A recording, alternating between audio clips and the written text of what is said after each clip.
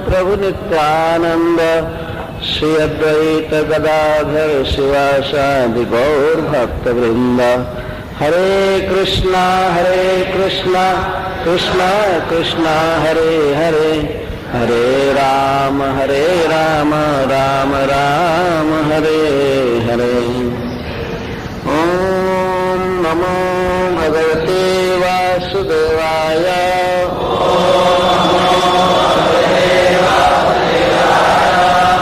ओम नमो भगवते वासुदेवाय।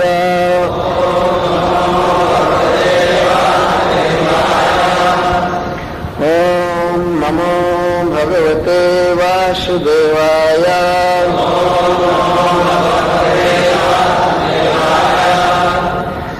नमामि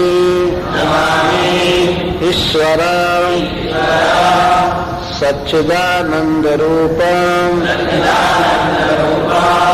लसत्कुण्डलं गोकुले विराजमानं यशोदाभिया उलूखलात् धावमानं परामृष्टम्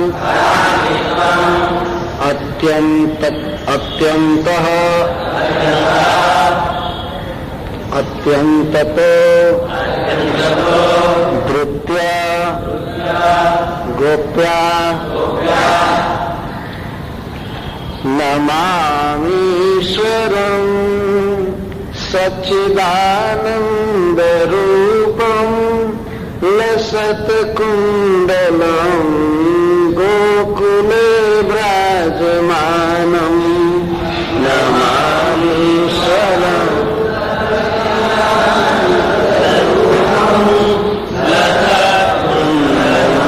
गोकुले विराजमानं यशोदाभियोलुखलाधावमानं परामृष्टमात्यं ततो धृत्य गोप्या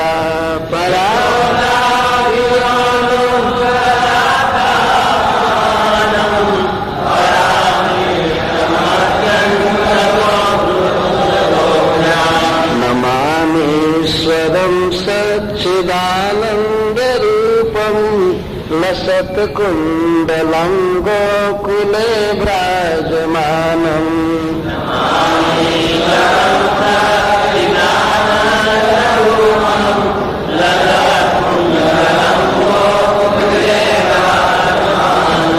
यशोदाभियोलुखलाधावमानं परामृष्टमात्यं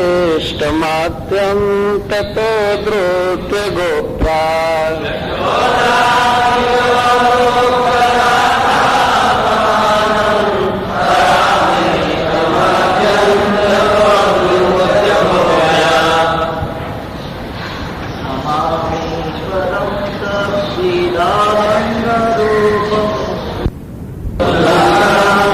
जो रो रहे हैं।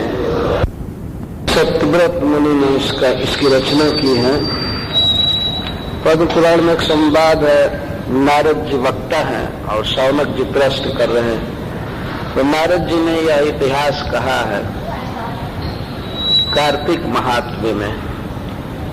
पद्म पुराण में एक खंड है कार्तिक महात्म्य।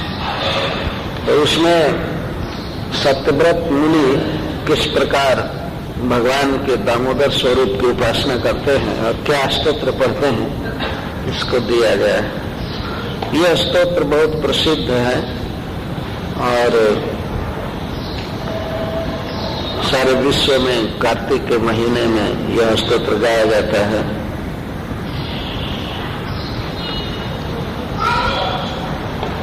विशेष करके इस स्तोत्र में भगवान जो उखल में बांधे गए हैं इसी दृश्य का स्मरण करते हुए उन्हें प्रणाम किया जा रहा है। नमामि ईश्वरं कथम भूतम ईश्वरं सच्चिदानंद रूपम। जिनका रूप जिनका श्री विग्रह सच्चित आनंदमय है, कोई सामान्य बालक नहीं है।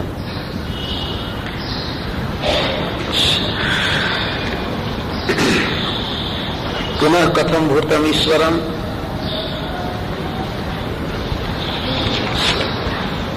लसत कुंडलम, जो कुंडल के कारण बहुत सुंदर लग रहे हैं, अथवा जिनके कानों में कुंडल बहुत अच्छा लग रहा है। लसत कुंडलम, कहाँ है आपके ईश्वर? गोकुले, गोकुल में। गोकुले विराजमानम, विराजमानम का अर्थ बहुत सुंदर लगते हैं। भले मिट्टी लगी हो शरीर में और मुख में माखन लगा हो, लेकिन बहुत चमक रहे हैं, बहुत सुंदर लगे।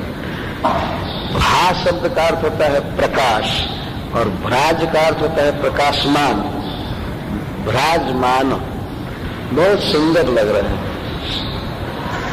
सूर्य की तरह तेज नहीं, सौंदर्य की किरणें निकल रही हैं, इसका अर्थ यह है। सूर्य से तेज निकलता है, ऐसे भगवान कृष्ण से सौंदर्य निकलता रहता है।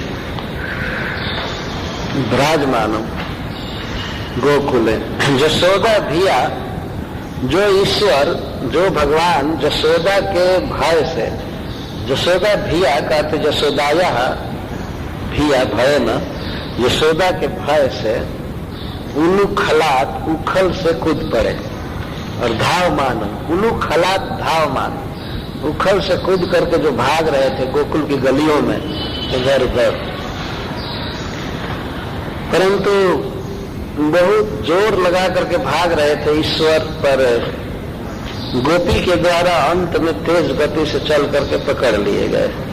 मतलब वो जितना स्पीड से भाग रहे थे, गोपी जशोदा उससे ज्यादा स्पीड से भागे, इसलिए द्रुत्य शब्द का प्रयोग किया गया। भगवान जितना स्पीड से भाग रहे थे, जशोदा का स्पीड ज्यादा था। अंततः, सब समय नहीं, शुरू में तो ऐसा लगा कि अब थक जाएगी, गिर जाएगी, पकड़ नहीं पाएगी, लेकिन अंततः, अत्यंततः, अति अंततः, बिल्कुल लास्ट में परामृष्टम, मृष्ट का अर्थ होता है स्पर्श, परामृष्ट का अर्थ है पकड़ लिए गए, पकड़ लिए गए, अंततः पकड़ लिए गए। किसके द्वारा? गोप्या, गोपी के द्वारा।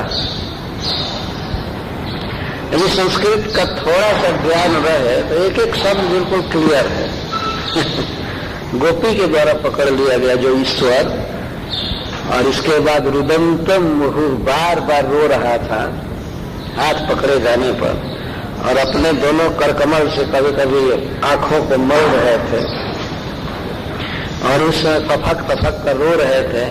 रोने से, लंबी सांस चलने से जिनका 3 रेखा से युक्त कंठ कांप रहा था, और इस तरह से माँ के तरफ ग्रीवा को करके जो खड़े थे, ऐसे ईश्वर को मैं प्रणाम कर रहा हूँ जो रस्सी में बांधे गए। तो ईश्वर क्या है जो रस्सी में बांधे गए? ये भगवान की लीला है।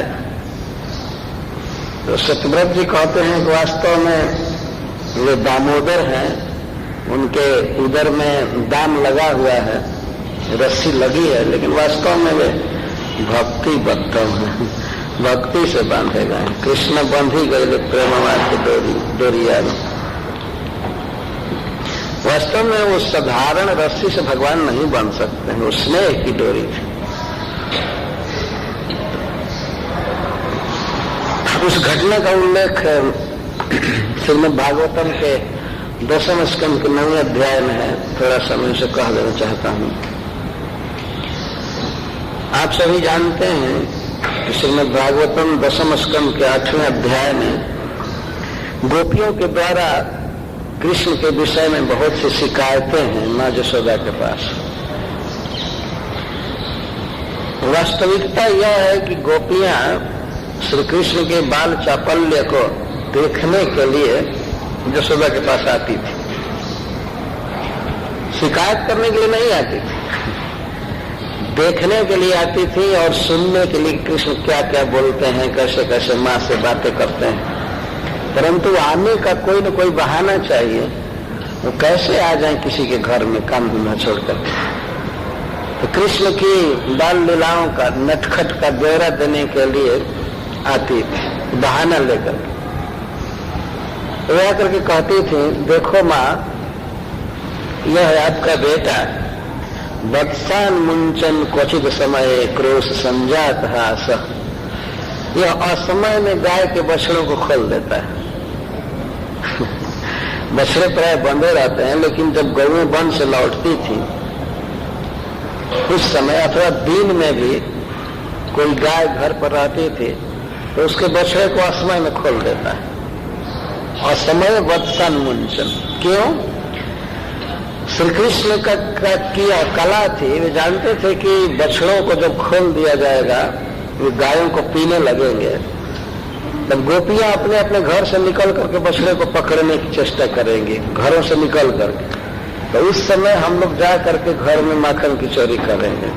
जब तक वो घर में है तब तक चोरी करने का कोई अवसर नहीं मिल पाता था। तो चोरी का एक तरीका था, एक ही समय में 10, 20, 50 बछड़े खोल करके भगा देते। तो सब हल्ला होता तो बछड़े खुल गए, गोपियां सब अपने घर से दौड़ती थी इधर उधर बछड़ा रोकने के लिए, कोई दुहने लगती थी, कोई कुछ, और उसी समय सब ग्वाल सखा घरों में घुस करके और माखन खाने लगते थे। किसी दिन जब बछड़े खोलते समय पकड़ लिए जाते थे कृष्ण, और कोई गोपी डांटती थी। माँ यशोदा से कह रही कि जब हम डांटती हैं क्रोध समझाता है, जब हम डांटती हैं तब ये हंसता है, इसको दुख नहीं लगता है कुछ भी मारने की धमकी देने पर या गाली देने पर, ये हंसने लगता है। और माँ तर्क क्या करता है, तर्क देता है तुम्हारे बछड़े को खोला हूं कि अपने बछड़े को? तुम्हारे बछड़े को खोला ना, तो तुम्हारा बछड़ा गाय का दूध पिएगा, बलवान बनेगा, तो क्या मेरे काम में आएगा कि तुम्हारे काम में आएगा? दिन भर बछड़े को बांध करके मार रही हो, ये दूध पिएगा नहीं। कोई अपना बछड़ा थोड़े ला करके पिला दिया हूं, तुम्हारा ही तो बछड़ा पिलाया ना। अब गोपियों का कोई क्रोध रह नहीं जाता था, वास्तव में कभी भी उनका क्रोध नहीं था। क्रोध संजात हास, और यह खूब जानता है कि हम लोग किस समय घरों में नहीं रहती है, इसको पूरा पता हो गया है। 24 घंटे का पूरा रूटीन जानता है कि कब कहाँ औषधान रहती है। अच्छा, रानी जी अकेले आता तो कोई बात नहीं, कितना खाएगा, छोटा सा बालक है, लेकिन इसका पूरा दल है पूरा दल है। अच्छा, उस पर भी माँ यशोदा कहते जाने दो, माखन ही खा गए तो खा गए, इसके लिए थोड़ा चिंता है। ये जितना खाता है उससे तो 100 गुना ये बानरों को और इधर उधर फेंक देता है, और बर्तन भी फोड़ देता है, भांडन भी नपती, बर्तन भी फोड़ देता है, और बच्चों को चीटी काटता है, उनकी शिखा को बांध देता है, जब उठते हैं तो रोने लगते हैं बच्चों को तंग कर देते हैं और जिस घर में माखन नहीं मिलता है, थोड़ा ऊंचा रहता है, तो उसके लिए उपाय रचता है, पीढ़ों को ऊपर करता है अथवा किसी गोप के पीठ पर चढ़ करके। तो माँ ने कहा कि थोड़ा और हाई रखो, थोड़ा और ऊंचा रखो, कितना उपाय करेगा? नहीं, जहां पर इसका हाथ नहीं पहुंच पाता है तो नीचे डंडा से उसमें छेद कर देता है और मुख रोकता है ऐसे सभी बारी बारी से मुख रोक रोक करके पीते हैं, खाते हैं। कैसे पता लग जाता है कि इसमें तुम्हारा माखन रखा हुआ है? क्या कहें माँ जी, वो जो माखन है स्निग्ध होता है, जहां तक बर्तन में रहता है तो सिक्त हो जाता है, तो उसको पता लग जाता है कि यहाँ तक भींगा हुआ है ये जरूर ताजा माखन है, इसमें चाहे यह है वह है, ऐसे है ऐसे है। बहुत उपाय करता है। और तो माँ जो सभी ने कहा किसी तरह से उसको दूर करो, ढक करके रखो, दूर करो। तो कहते दूर भी कैसे रखें? जिस घर में माखन नहीं मिलता है उस घर को इतना साफ देता है, कहता है इसमें दरिद्रता का निवास है और कल इस घर को जला दूंगा। बाप रे बाप, यहाँ मेरे खाने के लिए कुछ भी नहीं मिला। तो इस डर से हम लोग ठेके को थोड़ा कम ऊंचा रखती, हम लोगों को इसके लिए रखना पड़ता है, नहीं रखने को इतना गाली देता है, इतना गाली देता है कि और वास्तव में जो लोग भगवान को भोग नहीं लगाते हैं उनको कृष्ण बहुत गाली देते हैं और भगवान के अभिशाप से ही घर में दरिद्रता बसी रहती है। भगवान के खाने के लिए हमेशा रहना चाहिए उनको भोग लगाना है बार बार। तो जिन घरों में नहीं मिलता है वहां पर इस तरह से करता है। और दूसरा उत्पाद करता है कि यदि जिस घर में माखन नहीं मिला तो उस घर में लीपे पोते स्थान पर देवताओं के स्थान में जाकर पेशाब कर देते, इतना उत्पाद कर रहा है। और यहाँ पर देखिए आपके सामने ऐसा साधु जैसा है, ऐसा साधु जैसा है।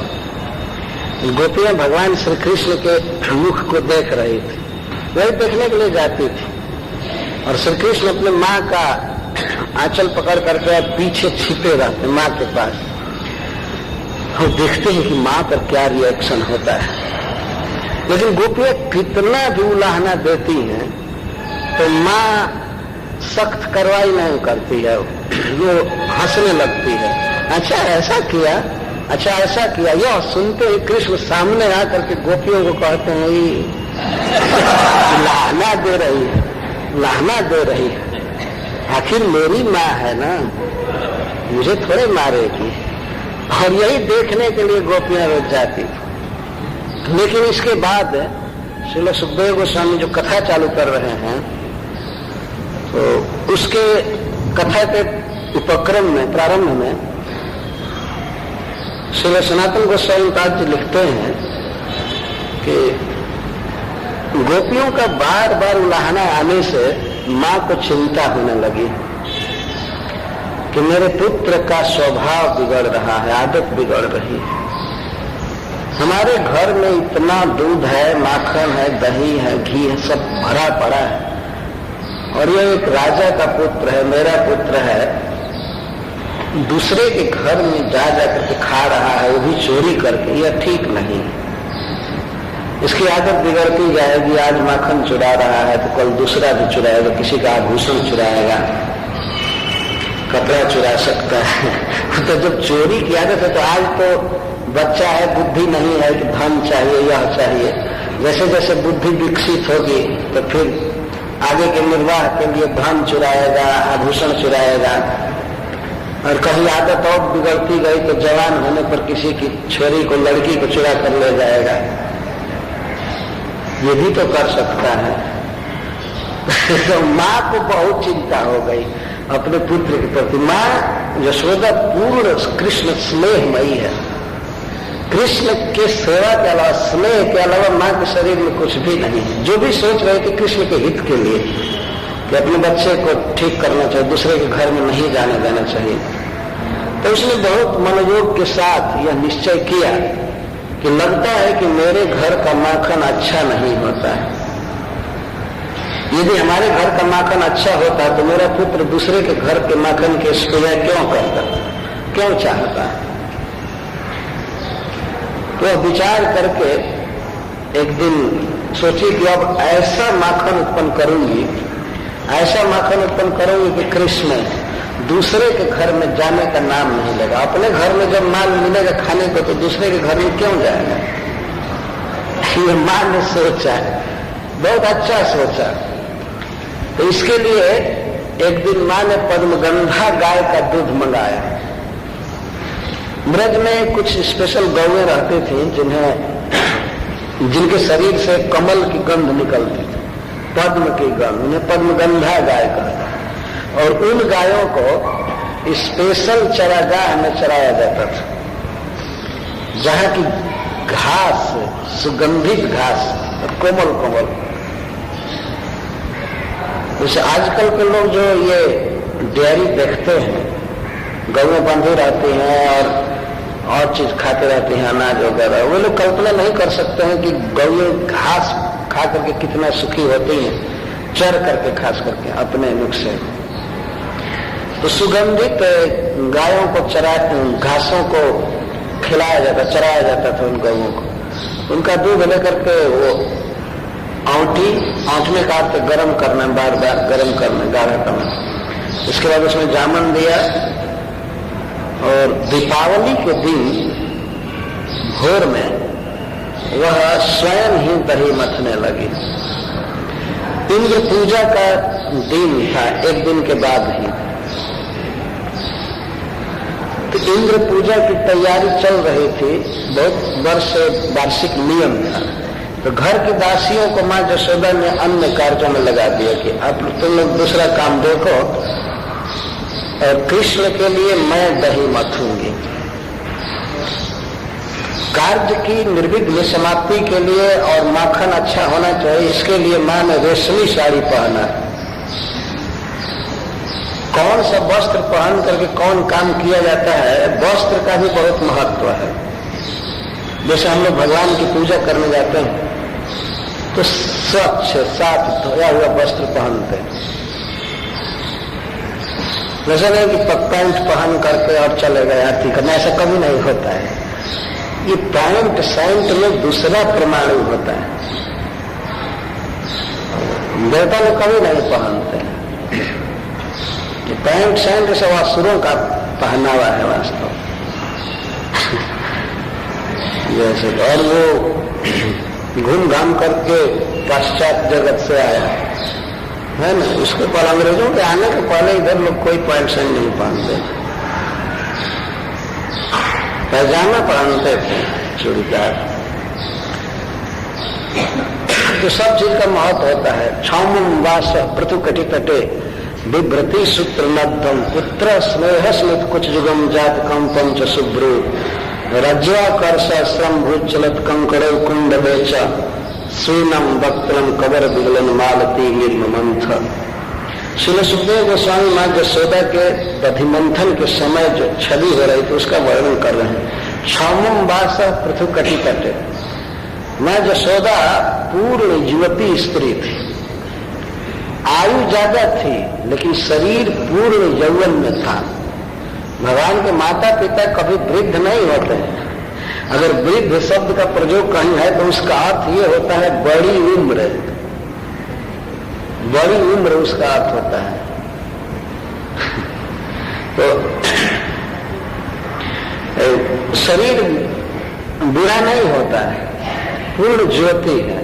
तो उसके बड़े बड़े नितंब हैं और कमर में लहंगा कस करके बांधी थी। क्षौमम वास पृथु कटि तटे विभ्रति, पृथु कटि तटे, कटि कमर को कहते हैं और तट का अर्थ नीचे नितंब, ऊपर तो छीण होता है, उधर कटि।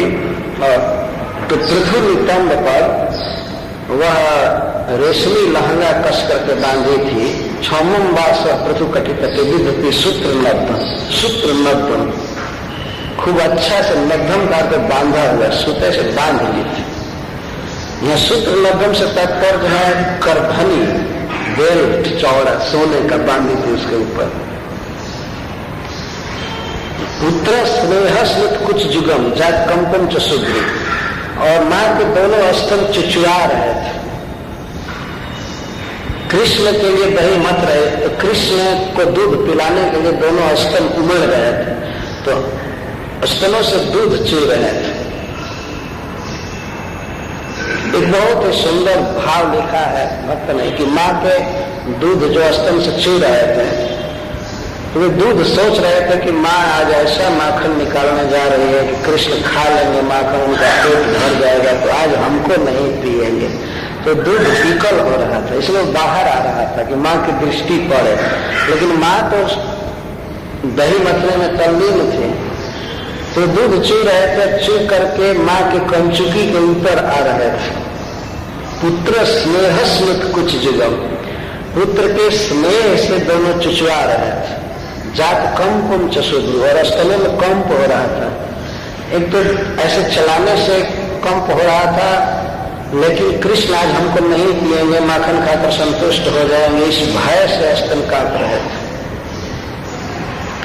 रज्ज्वाकर्ष श्रम भूत चलत कंकड़ कुंड लेच, और रज्जु आकर्षित कर रही थी। आप सभी जानते हैं कि दही का बड़ा मटका होता है और उसमें मथानी होती है। मथानी को चलाने में दही को आंदोलित करना पड़ता है, तो मेहनत का काम होता है। देखने में लगता है कोई गोपी चला रहे, बहुत आनंद की बात है, लेकिन उसमें मेहनत लगता है, हाथ थक जाता है। हमको याद है हम झारखंड पीछे में एक बार पहाड़ पर गए थे, तो एक जगह पर एक गोपी मथ रही थी अपने बच्चे को गोद में लेकर के। तो हम लोग टेप रिकॉर्डर लिए थे, हमको तो याद आ गया कि अरे भगवान इसी तरह गोद में कभी कभी रहते होंगे, मां मंथन करती होगी। तो हम लोग टेप कर रहे थे, घरर घरर आवाज, दधि मंथन के शब्द को रिकॉर्ड कर रहे हैं। तो मैंने कहा उस गोपी से, तेरे बच्चे को रुला सकती हो किसी तरह से। और ऐसे जब ही कहा तब ही बच्चा रोने लगा, ये करने लगा, वो भी आया हुआ है टेढ़ से। तो मैंने कहा देखो कृष्ण रो रहे हैं, कृष्ण रो रहे हैं। तो उससे हमने कहा कि दीजिए जरा हम मत हैं। तो हट गए, हम मथने लगे तो दही इतना बड़ा मटका था, दही अभी गाढ़ा था, तो चलाने में हाथ दुखने लगा। तो सुखदेव गोस्वामी वर्णन करते हैं कि रज्जुआ कर से श्रम भूल चलत कंकड़ कुंडले, रज्जु खींचने में भुजाओं में श्रम हो रहा था। भुजाओं में श्रम होने सारे शरीर शीर्ण हो गया और मुख पर पसीने की बूंदें आने लगी।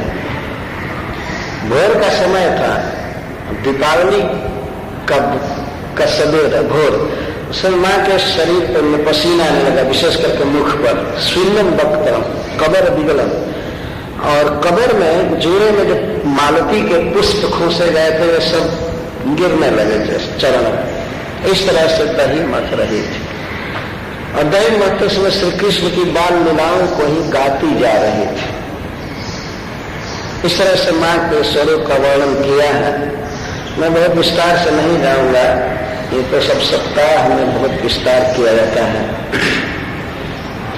तो इस तरह से जब मत रही थी, माँ को केवल कृष्ण का स्मरण हो रहा था, कृष्ण की लीलाओं का, उनका चलना, हंसना, खाना, चोरी करना, या पूतना उद्धार आदि, पूतना का बध आदि, यही सब लीलाओं गाती जाती थी, सोचती जाती थी।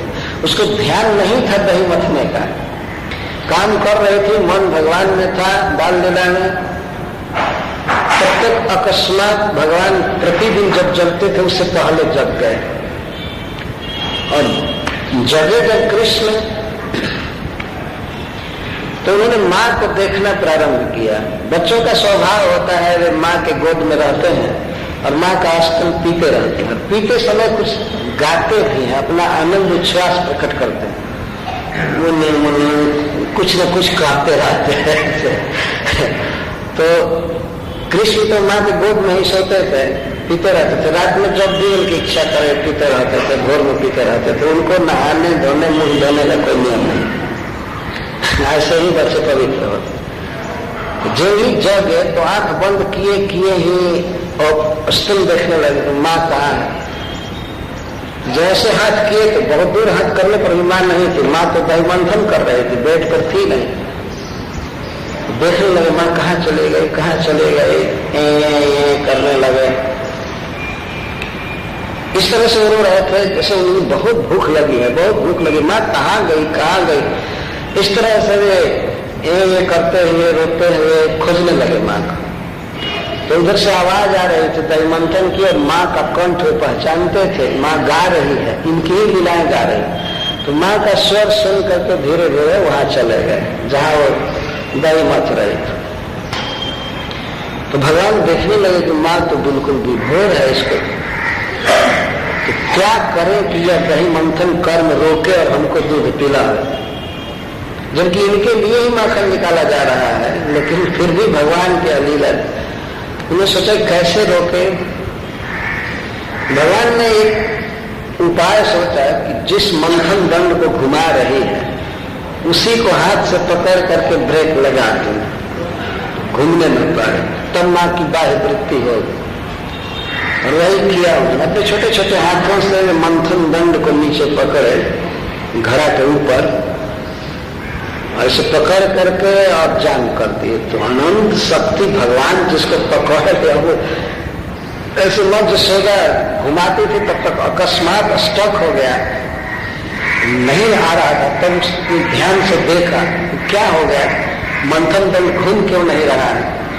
तो जब वो आंखें खोली बाह्य वृत्ति की तो देखती है कृष्ण आ गया, कृष्ण पकड़ा है। तो मैं सोचने लगी अच्छा कितना बुद्धिमान है भगवान, इसकी बुद्धि भी विकसित कर रहे हैं। उसको प्रसन्नता हुई, किस तरह से पकड़ा, मेरा ध्यान आकृष्ट करने के लिए। माँ इस पर प्रसन्न हुई, लेकिन देखने लगी कि आगे क्या करता है। माँ उठाई नहीं कृष्ण को। तो कृष्ण देखे कि माँ ने काम रोक दिया, और देख रहे थे क्या करता है।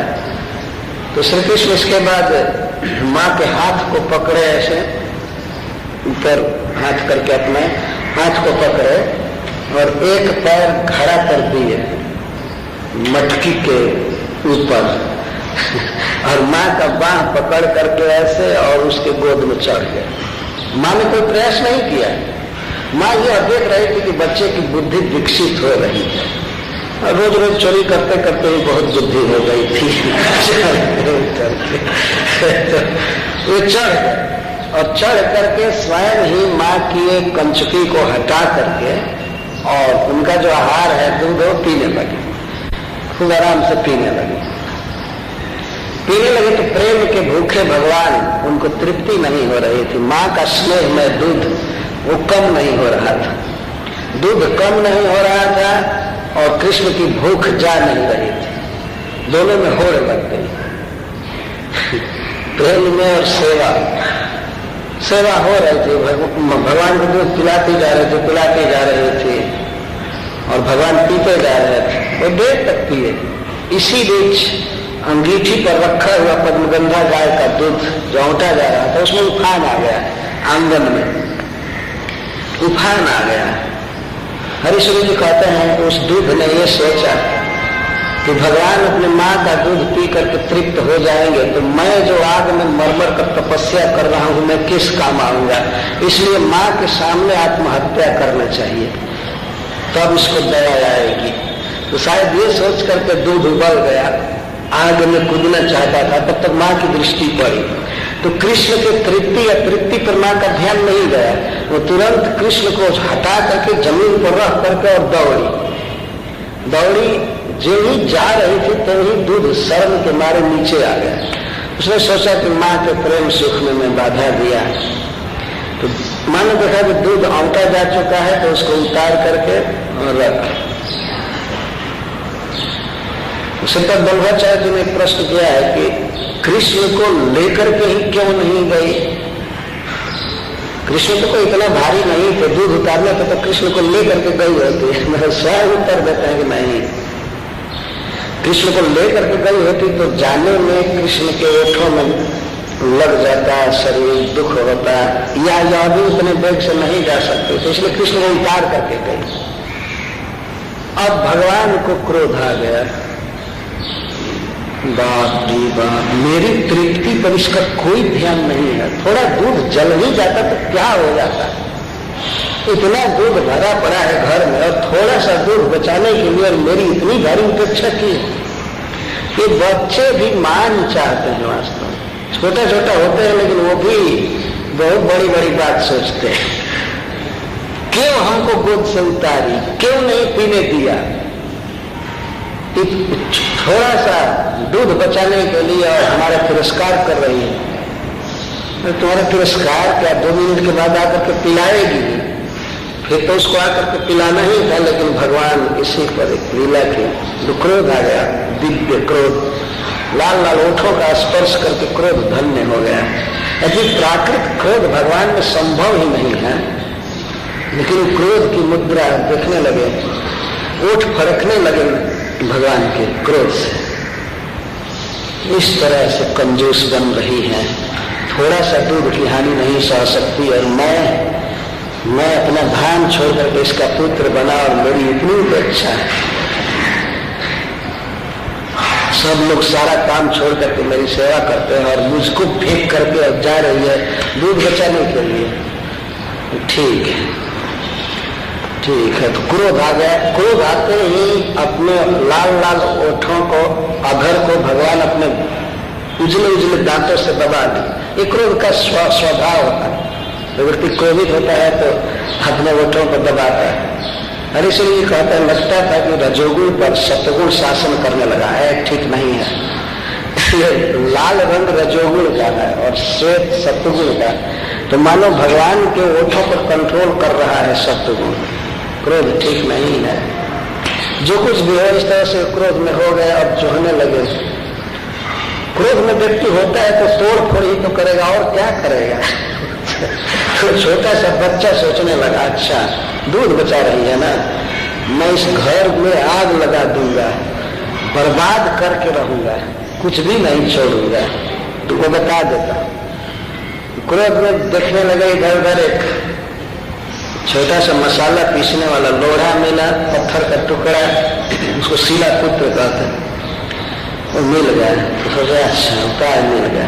तो ये जो मटका है जो कई वर्षों से दूध दही खाया है, मजबूत है, थोड़ा सा दूध को बचाने गई ना, मैं इतने अच्छे मटके को अभी चूर्ण कर देता हूँ और इसका दही भी बह जाएगा, यही हो जाएगा, इतनी बड़ी हानि होगी।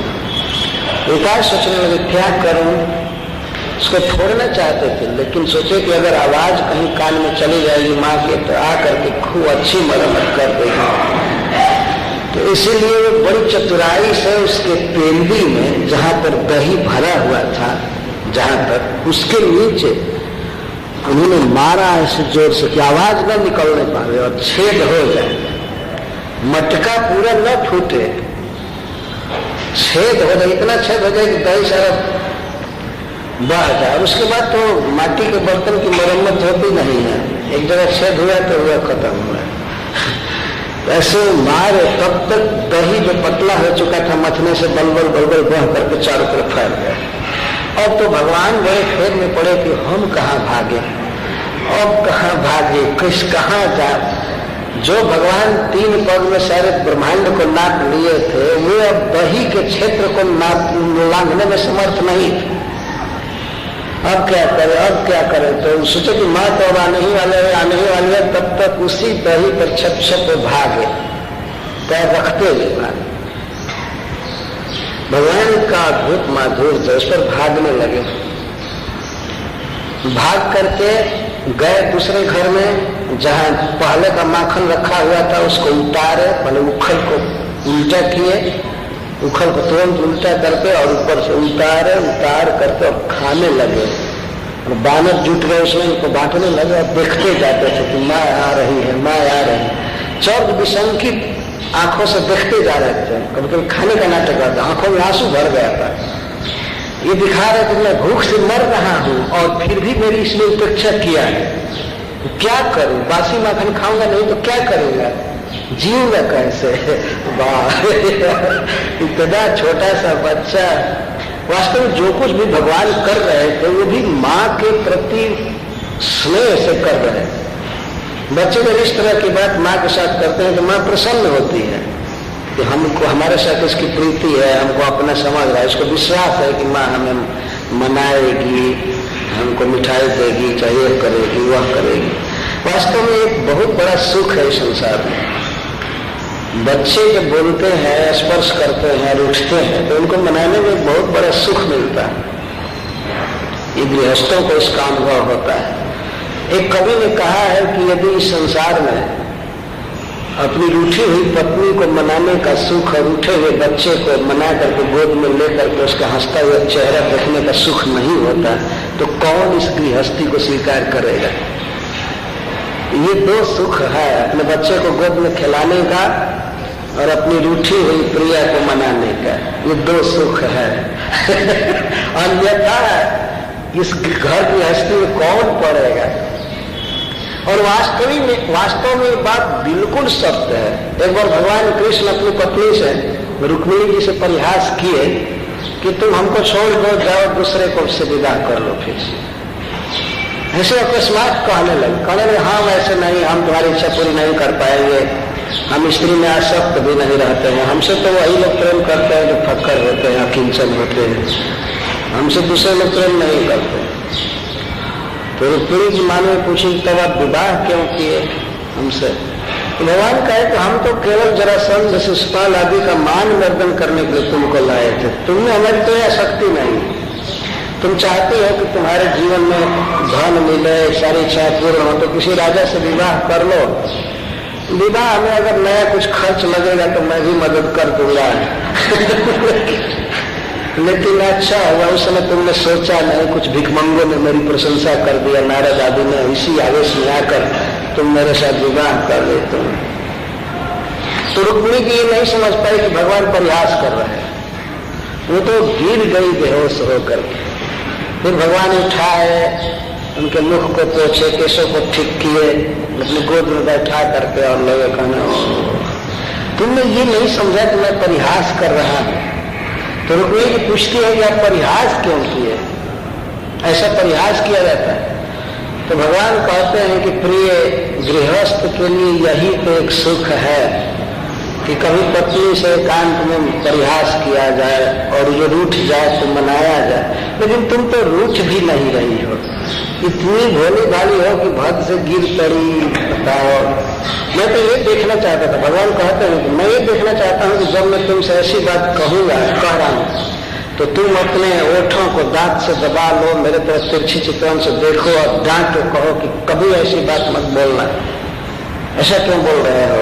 मैं तो ये सोच रहा था, लेकिन हमको तो यह भी सुख नहीं मिला। भगवान ऐसा कह रहे हैं। तो वहीं पर उन्होंने कहा है कि घर गृहस्थी में यह एक सुख है। तो इसी तरह से भगवान जो माँ के साथ व्यवहार कर रहे हैं, वास्तव में माँ को सुख दे रहे हैं इन व्यवहारों से। बाहर से देखने में लगता है कि ये क्रोध की लीला कर रहे हैं। तो दही के ऊपर से नन्हे नन्हे पैर से जा करके माखन खाने लगे एक उखल के ऊपर। माँ जब दूध उतार करके आई तो देखी कि मटका तो फूट गया है, दही फैल गया है। तुरंत समझ गई कि किसका काम है। ऐसा नहीं कि कोई अकस्मात ईटा गिर गया ऊपर से फूट गया या बिल्ली गिरा दी, वो समझ गई तुरंत और हंसने लगी दैव गति पर कि मैं थोड़े से दूध के लिए दौड़ करके गए और इधर इतनी बड़ी हानि हो गई। अद्भुत दैव की गति। और हंसने लगी कि बच्चे की भावना देखो, वो थोड़े से ही अपना तिरस्कार मान गया, अपना इंसल्ट बन गई। तो देखने लगे, हंसने लगी। लेकिन माँ ने सोचा कि अब तक गोपियों ने कहा था कि हमारे घर का बहुत बर्तन फोड़ा है, लेकिन आज तो घर कहीं फोड़ दिया, सचमुच ये फोड़ रहा होगा। फोड़ते फोड़ते आदत हो गई है इसको, इसीलिए हाथ में छड़ी ले लिया, धमकाने के लिए, मारने के लिए नहीं। माँ कैसे कृष्ण पर प्रहार कर सकती थी, वो तो पूर्ण स्नेहमयी है, केवल धमकाने के लिए हाथ में छड़ी लेकर के और दबे पैर से धीरे धीरे चलने लगी, जिससे उसका नुपुर न बजे। धीरे धीरे पैर रख रही थी। कहाँ गया कृष्ण का अन्वेषण करने में माँ को कोई असुविधा नहीं हुई, क्योंकि चरण चिन्ह बता रहे थे कि वो वहां से कहाँ गए। क्योंकि उनको इतनी बुद्धि नहीं थी कि दही के ऊपर से भाग रहे हैं तो चरण की छाप पड़ती जा रही, और भगवान ये समझ रहे थे कि मैं तो सिक्योर हूँ, माँ मुझको नहीं देख पाएगी। और माँ चरण चिन्ह का अनुसरण करते हुए जा रहे थे धीरे धीरे। तो देखी तो एक उखल उल्टा करके उसके ऊपर बैठा है और छींके से मटका उतार लिया, खा रहा है और बांधवों को दे रहा है। तो पीछे पीछे और धीरे धीरे जाने लगे। तब तक कृष्ण ने देखा माँ को, देखते ही कह करके मटका छोड़ करके चले भाग। और कौन खाने जाए, उसी को यहाँ लिखा गया उल्लू खलात थाव मानव, उखल से बहुत जोर से भागे, रोते हुए गिड़गिड़ाते हुए भागे। तो भागे तो माँ भी पकड़ने के लिए चल दी, पकड़ने के लिए चली। पहले तो अपने घरों में, आंगन में इधर उधर भागते रहे। उसके बाद निकल करके गोकुल की गली में भागने लगे। भागते भागते श्री सुखदेव गोस्वामी वर्णन करते हैं कि माँ तो बिल्कुल थक गई, बड़ा शरीर था, और कृष्ण तो छोटी कार के समान भाग रहे थे, बहुत तेज गति से। वैसे भी वो सच्चिदानंद घन भगवान भाग रहे। माँ तो ये सोच रही थी छोटा बच्चा है, कितना भागेगा, अब पकड़ लूंगी, लेकिन बहुत देर तक भागते रहे। लेकिन अत्यंततः अंत में माँ जसोदा ने झपट करके कृष्ण को पकड़ लिया। भगवान ने देखा कि माँ थक गई है, वे स्वयं ही पकड़ में आ गए। कृष्ण पीछे देखते जाते थे, भागते जाते थे, और जब निकट देखे माँ को तो हाँफते जाते थे, फिर देखते थे, भागते थे, हाँफते थे, और उनके कंठ कांप रहे थे। भागते भागते अंत में भगवान ने यह नाटक किया तो मैं तो बिल्कुल थक गया हूं। माँ गई और जा करके अपने बाएं हाथ से ऐसे पकड़ ली, हाथ को आगे करके पकड़ी, पीछे से नहीं पकड़ी, कृष्ण को चोट लग सकती थी। या मान लीजिए पीछे से कुछ पकड़ती है और कृष्ण झटका देता है तो उसके शरीर में रो रहे थे। रुदंतम मुहुर नेत्र जुग्म मृजंतम, बारंबार रो रहे थे, आंखों से आंसू पोंछ रहे थे। दाहिने हाथ को माँ ने पकड़ा था तो बाएं हाथ से पोंछ रहे थे। बाद में माँ ने सोचा कि ये हाथ दुख गया होगा तो बाएं हाथ को पकड़ ली तो दाहिने हाथ से पोंछने लगे। और कभी भी कृष्ण रोते थे तो माँ बड़े स्नेह से आंसू पोंछती थी। लेकिन भगवान आज इतना लाचार हो गए हैं, बेचारा हो गए हैं कि माँ ही मारने आई है। अब उनका आंसू दूसरा कोई पोंछने वाला नहीं था तो स्वयं ही आंसू पोंछ रहे थे। और वो आंसू पोंछने नहीं आ रहा था, आंसुओं से काजल गीला होकर के उनके गाल पर इधर उधर फैल रहा था। इससे उनकी और शोभा बढ़ रही थी और सुंदर लग रही थी। ऐसे ईश्वर को हम प्रणाम करते हैं। सत्यव्रत जी कह रहे हैं जिस ईश्वर की ऐसी दुर्दशा हो रही है उसको मैं प्रणाम करता हूं। घूम रो रहे थे। रुदंतम मुहुर नेत्र जुग्मे मृजंतम, करांभोज जुग्मे में सातंक नेत्र, करांभोज जुग्मे। भगवान के दोनों हस्त कमल के समान सुकुमार थे और उन्हीं से वे अपनी आंखों को मल रहे थे। काजल फैल रहा था अपने गाल में, गल में उससे और सुंदर लग रहे थे। और मुहुर श्वास कम पत्र की रेखांक कंठ स्थित ग्रह दामोदरम भक्तिवत, बार बार फफाक रहे थे माँ की तरफ देख करके कि हाय रे, माँ जब मेरे विपरीत हो गई तो दुनिया में मेरा कौन सहारा रहा है, कृष्ण ये सोच रहे थे। और जब माँ ने खास करके रस्सी उठाया तब तो और अब तो पशु जैसे बांध कर रखेगी। कृष्ण को यह भाव हो गया कि किसी दिन नहीं खोलेगी। जैसे बांध करके पशुओं को घास डाला जाता है ऐसे ही बांध करके रखेगी। आए बाप आए दादा ये करने लगे। आप कैसे जीऊंगा, खेलने को नहीं मिलेगा, कहीं घूमने को नहीं मिलेगा। इस तरह से रो रहे थे, फफाक रहे थे। बच्चे रोते हैं आपने देखा होगा, लंबी सांस चलती है और गला वाष्प से भर जाता है, आंसुओं से भर जाता है। तो इसलिए सांस लेने में भी कुछ कठिनाई होती है और बोलने में। तो इस तरह फपक करके रो रहे थे। कृष्ण के कंठ में 3 रेखा शंख जैसी, ग्रीवा के ऊपर माँ की तरफ विचारित दृष्टि, सातंक नेत्रम, भयभीत नेत्र से और अनुकंपित माँ अनुकंपा करे, मेरी दशा को देख करके दया करे, मुझे बांधे ना, मुझे छोड़ दे, मुझे न पीटे, इस तरह से देख रहे थे। ऐसे ईश्वर को मैं प्रणाम करता हूँ। सातंक नेत्र, नेत्र में इतना भय था और इतनी आशा भरी थी दया दृष्टि हो जाए माँ की, छोड़ दे। लेकिन माँ तो माँ थी, रोज तो क्षमा किया था लेकिन आज नहीं क्षमा करेगी। माँ ने देखा कि बहुत डर गया है, बहुत डर गया है, तो छड़ी छोड़ दिया, छड़ी फेंक दिया। जब छड़ी फेंक दिया, शुरू में जब छड़ी फेंक दिया तो कुछ आश्वासन आया और तब तक रस्सी उठाने लगे। तो छड़ी से तो एक दो छड़ी पीट करके छोड़ देती, दिन भर घूमते, लेकिन अब तो पशु की तरह बांध कर रखेगी और रोने लगे। बांधने लगी माँ। सबसे पहले अपने केस में जो जोड़ा बांधी थी, रेशमी वस्त्र था, रेशमी रस्सी लगभग 1.5 फीट रहा, तो उसने सोचा कि इसी रस्सी से इसको मैं बांध दूं।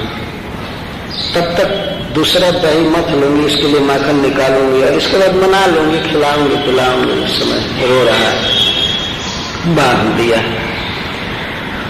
हाँ, तो बांधने चली तो सबसे पहले उखल में एक बार लपेट ली, बांध ली, दूसरे अब पहला छोर और दूसरा छोर अपने बच्चे को पकड़ करके, खड़े थे, भाग नहीं सकते थे हम, माँ को पकड़ने की जरूरत नहीं थी, खड़ा रहो। और कृष्ण रो रहे थे, घिघिया रहे थे, तो रस्सी का दूसरा छोर ला करके बांधना चाहिए। तो आते हैं तो मुट्ठी भर कमर में 2 अंगुल कम हो गई रस्सी। मैं तो बड़ा आश्चर्य हुआ, लेकिन बहुत ज्यादा ध्यान नहीं दिया। फिर दूसरी रस्सी मंगाई, दूसरी रस्सी लाई, तीसरी रस्सी लाई और अनेक रस्सियां जोड़ती थी, गांठ लगाती थी और कमर में बांधने को आती थी तो 2 अंगुल कम हो जाता था। तो मां रस्सी बांधते बांधते जोड़ते जोड़ते और बच्चा बंध नहीं रहा था, इसलिए बड़ा मानसिक चिंता टेंशन हो रहा था, इसलिए वो बहुत दुखित हो रही थी, वो पसीना से लथपथ हो गई। भागते समय ही कुछ गोपियां देखी थी कि आज लाला को सजा मिलेगी और इसके बाद जो रस्सी में बांधने लगी तो आया करके देखने लगी। तो गोपियां कहती थी रानी जी छोड़ दीजिए, छोड़ दीजिए, क्यों बांध रही है, क्यों बांध रही है, क्यों बांध रही है।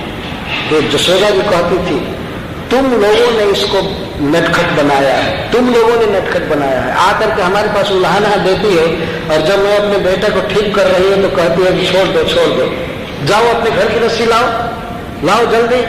तो वो तो दासी थी बेचारी, आज्ञा पाते ही रस्सी ला ला करके देती थी और वो डरती भी थी कि कृष्ण देख लेंगे कि रस्सी लेकर आ रही है तो हमारे घर कभी नहीं आएंगे। लेकिन रानी आज्ञा दे रही थी तो छिप करके कृष्ण देखने न पाए और रस्सी ला करके देती। और क्या करे, कृष्ण के सुधार के लिए बांधा जा रहा था, इसलिए गोपियां भी सहयोग कर रही। कोई कोई गोपी कहती थी रानी जी आपके लाला के भाग्य में बंधन लिखा ही नहीं है, देखिए रस्सी घट रही है, छोड़ दीजिए, छोड़ दीजिए। मां ने कहा नहीं नहीं, चाहे पूरे गांव की रस्सी लगानी पड़े और बांधते बांधते भले शाम हो जाएगी लेकिन बांध करके ही रहूंगी। वास्तविक बात है कि भगवान की शक्तियों में होड़ हो गया, तैयार हो गई कि भगवान को हम नहीं बांधने देंगे, नहीं बांधने देंगे। शक्तियां प्रकट हो रही थी लेकिन भगवान के हृदय में जब कृपा शक्ति प्रकट हुई, मां की दशा देखिए, वो पसीने से लथपथ हो गई थी, बाल बिखर गया था, थक गई थी। तो अपनी मां का परिश्रम देख करके भगवान के हृदय में करुणा उत्पन्न हो गई और कृपा करके वो बंध गए। इस तरह से बंध गए। इसके बाद मां ने कुछ बच्चों से कहा यहाँ खड़े रहो, देखते रहो और मैं जाकर के घर का काम करती हूँ। मां घर का काम करने लगी। उसके लिए कोई बहुत बड़ी बात नहीं हुई थी, बच्चे को बांध करके थोड़ा रखना, डर जाएगा, ऐसे नटखटपना नहीं करेगा, शैतानी नहीं करेगा, इसके लिए बांधी।